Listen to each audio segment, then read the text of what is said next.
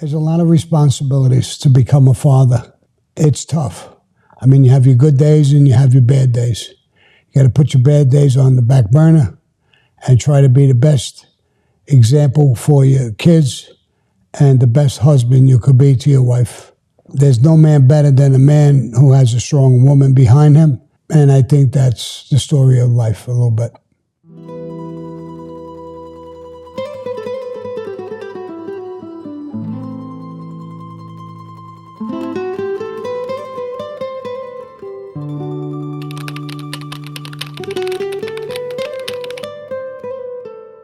Well, the life was demanding, and it was actually harder to be a father, I guess, because I was trying to keep him away from the life and teach him the right thing by, as a father. But there was so many things going on with the Mafia. It was a hard thing to do. But I did do it. I opened up a farm, and that was my thing where I try to separate the life from my family life.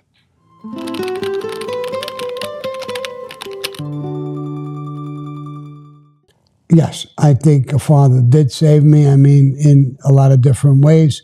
You learn a lot of things from the street, but you learn a lot of love and compassion from your home life and stuff like that.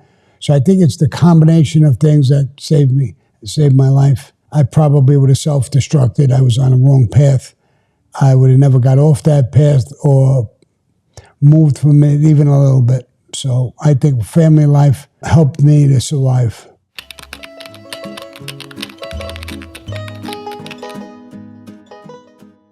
The funniest Father's Day memory I could think of.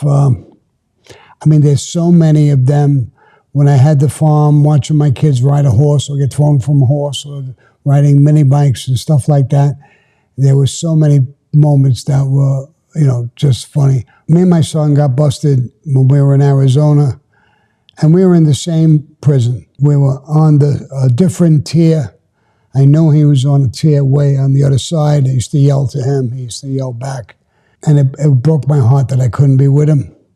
I was afraid that he was there without me. I grabbed the guard and I said, listen, do me a favor. Put him in the same cell as me. The guard says, I don't think we could do that. He went to go see the captain. The captain came over and talked to me about it. He wouldn't do it. Then there's a guy who came over in regular street clothes. Must have been close to being a warden or something. I don't know what he was, a high official. And I stopped him one day and I said, listen, do you have a son? And he told me, yes, I do. I said, imagine what I'm going through, that I know he's a couple of 100 feet away in a cell without me. Put him in a cell with me, bro. He said, here's why we don't do that. If there's a problem, we come in to pull you out. He's going to be fighting with you or vice versa. Now we have to fight two people. I said, I give you my word, we'll never fight. I'll never fight with you.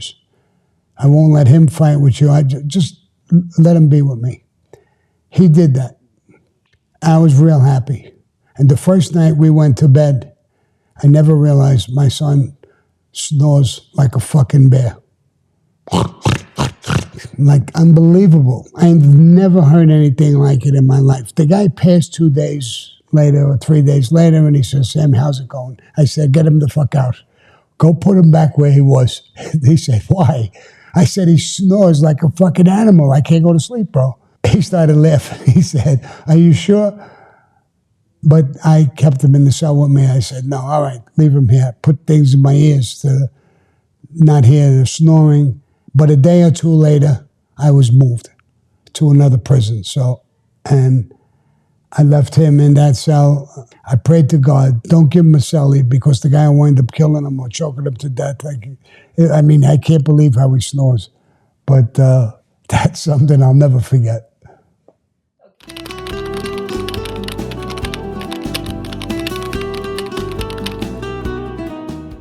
I think they're all hard jobs. They have a different meaning and a different way of life. They're all hard. And I tried to be the best I could be in every category. As a friend, as a neighbor, as a father, as a husband. I think they're all hard. You have to work at each and every one of them. And it's not one thing. You can't shine in one spot and be a bum everywhere else. You have to shine everywhere. Loyalty and trust and stuff like that are important words. They're just words, but they're important words. And I worked at that. I failed in certain areas, I guess. So I wasn't perfect in every area, but I tried my best to be as good as I could be.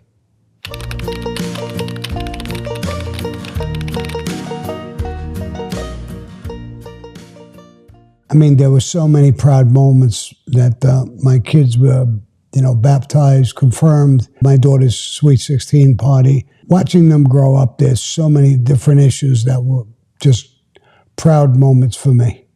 I opened up a florist for my daughter, and she ran it. She's great. She's really, really great. She ran it to the T. So that was a very proud moment for me.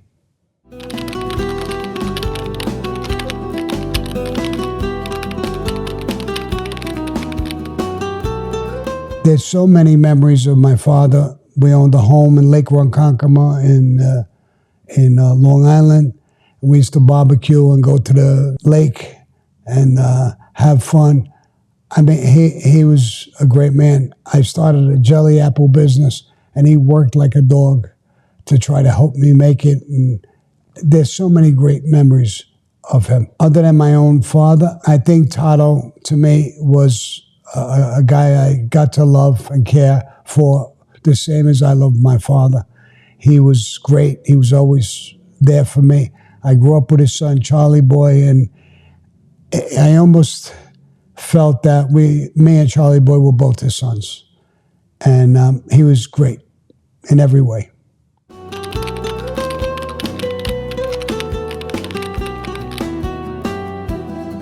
I had one legacy with the Mafia, and I'm not crazy about it, but what it did is made me who I am today. So without those things in the past, I probably couldn't be what I am today. I don't know what I would be. I'm proud of things that I'm doing now. I'm working for kids with this Prep National. There's so many things I'm doing to help kids, parents, people. I became a born-again Christian. I was racing cars a little bit. I'm stopping that. I think it's a little dangerous. So I like a lot of things that I'm doing now. The one thing I hope my kids remember is that I was a good father. I always loved them. I always tried to protect them and take care of them. And I wanted them to be not what I was, better than myself. I always wish that for my children.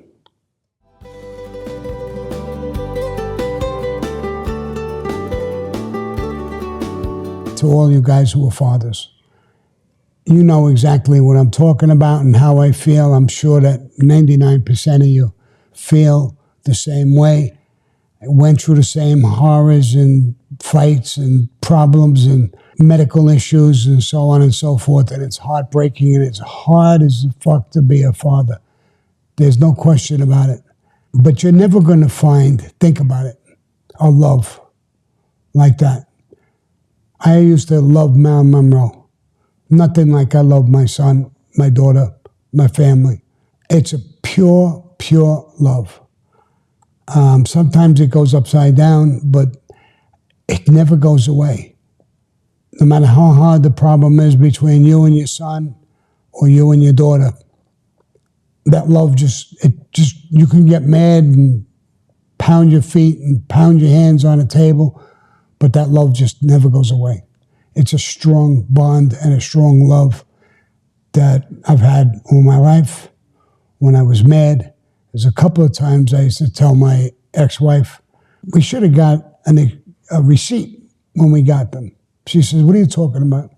I said, because now I would like to exchange them. I really don't want to exchange them. I love them. But there's good times and bad times, tough times. You got to get through them. So with this, I'm going to tell all you dads and you sons out there, happy Father's Day. Your father's a pain in the ass. Go over and give him a hug and a kiss. See how fast he changes. He's not mad no more. He'll look at you teary-eyed. You'll win him over with a hug and a kiss. And vice versa, Dad. Grab your kid. Make him feel good. Make him feel important. It's a special day. It's one of the special days of the year, Father's Day. To me it is. I hope it is for you. So adios, motherfucker, you and your sons.